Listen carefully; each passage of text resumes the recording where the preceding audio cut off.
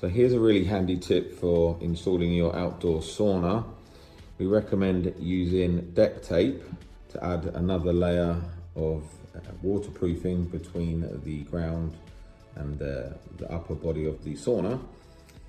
If you lay out the 4 base struts as shown here, where you have the 2 main front and back lengths and the 2 sides, noting they're all running the same way for ease. The front one is slightly different because you have the door sill here, but if you lay it out in this orientation, this video should help.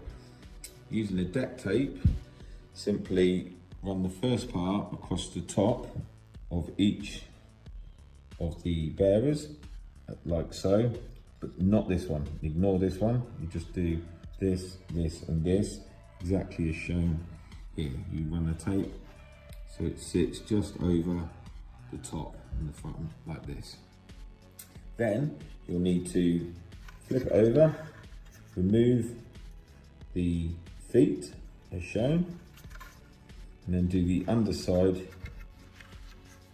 exactly the same. So full barrier tape and just coming back up the front here, about 15 mil. It doesn't exactly matter because you won't see this, it'll be inside the sauna.